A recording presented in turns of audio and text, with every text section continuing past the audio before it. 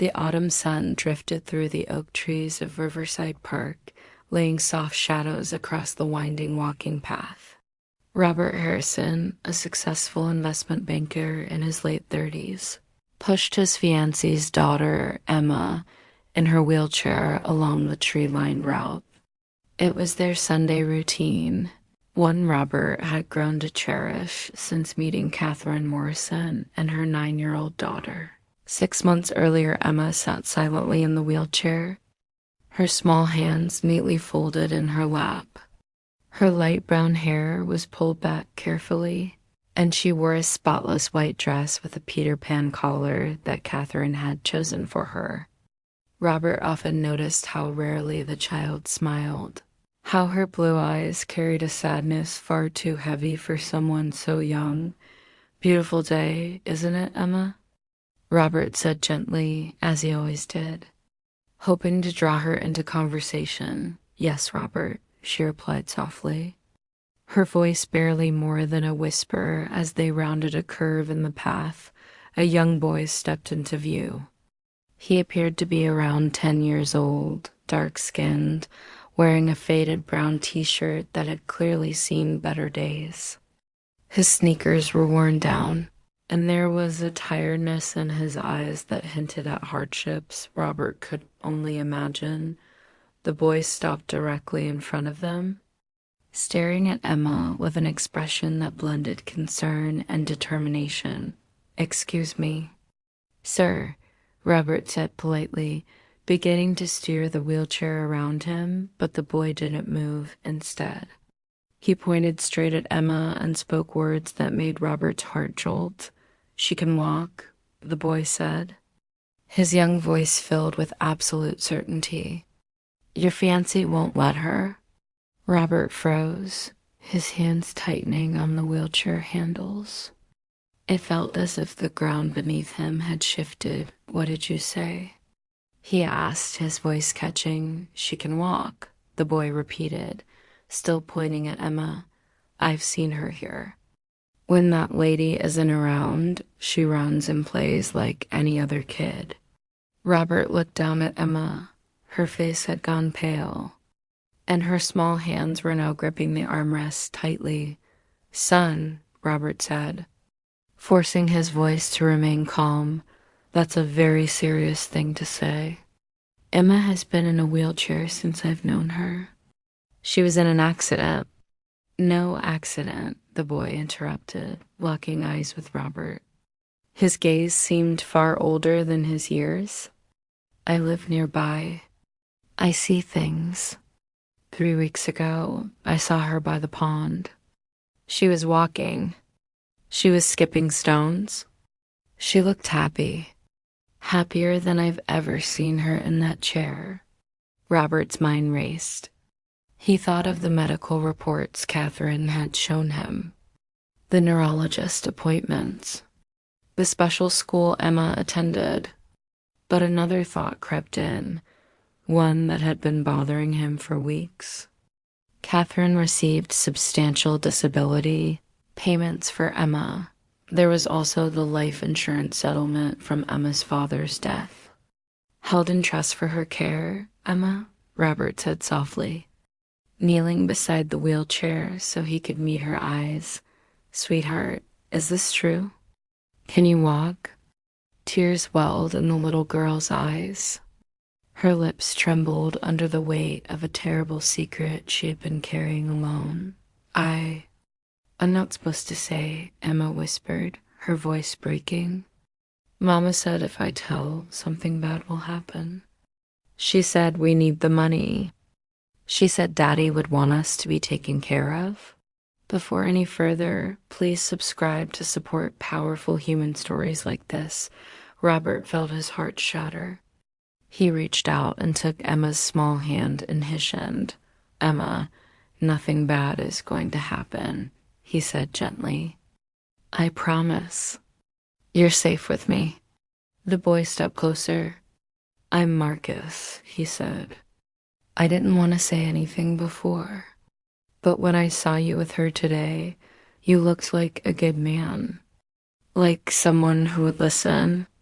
Someone who would help her? Robert looked at Marcus, this brave child who had risked anger and trouble to speak up for another child. Thank you, Marcus, Robert said.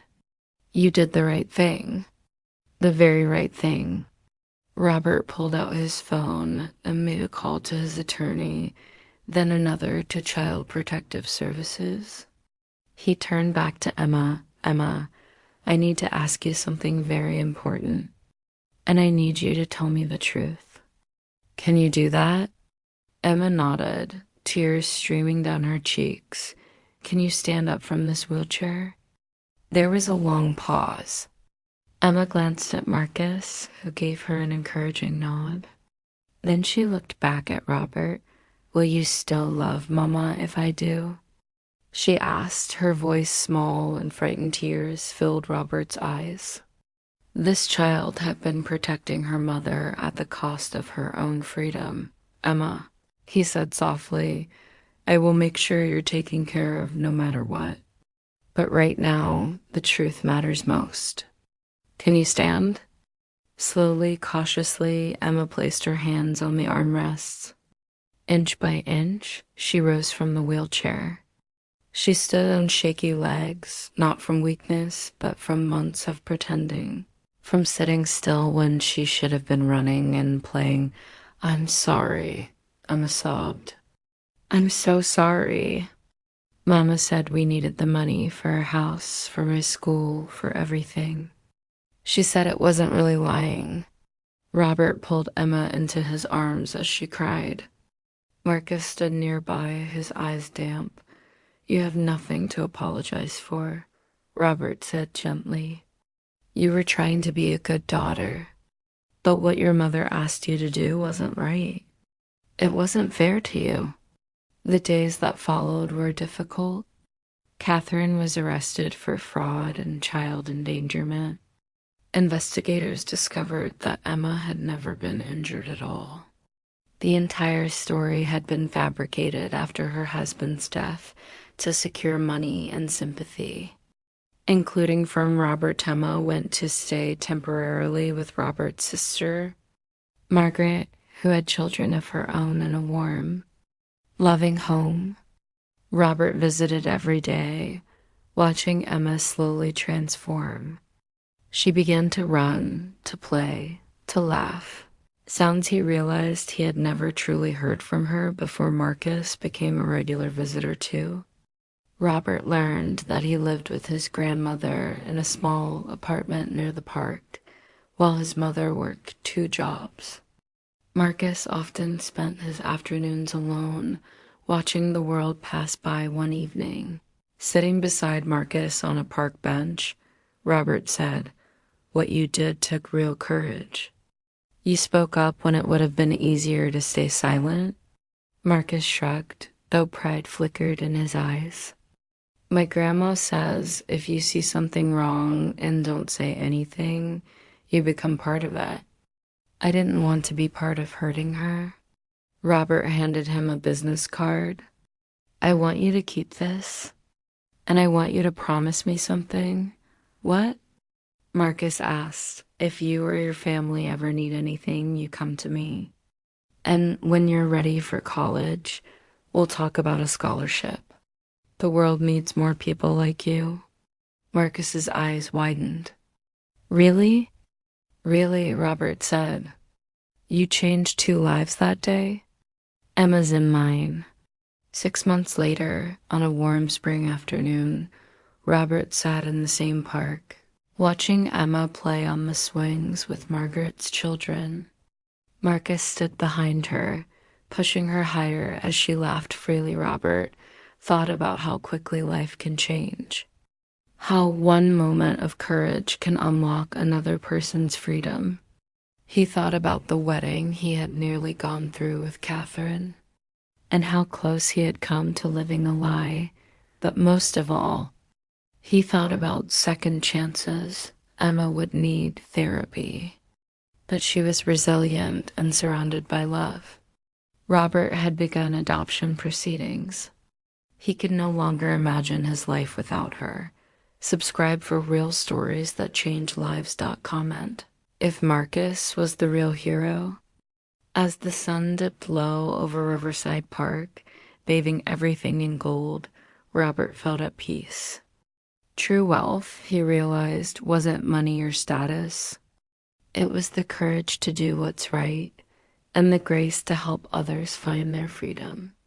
And sometimes wisdom comes from the most unexpected places, like a 10-year-old boy in worn sneakers with a heart brave enough to speak the truth.